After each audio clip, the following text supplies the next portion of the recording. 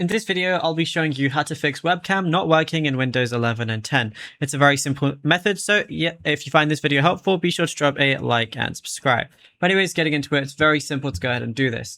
Now, the first thing you want to do is look for a hidden privacy switch on whatever camera you're using. So look closely at the webcam lens. If there is a plastic slider, slide it over to reveal the glass lens.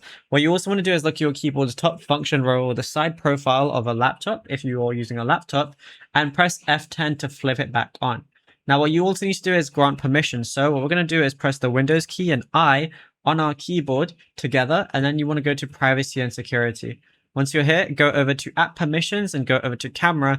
Ensure any application you're using has app permission turned on for the specific app. Otherwise, it's just simply not going to work. And yeah, it's literally as simple as that. There is nothing else to it. Now, if you found this video helpful, be sure to drop a like and subscribe. And also, be sure to check out all our other tutorials that we've been posting on the channel as well, because there is a lot to go through and you might find something you didn't know about yet.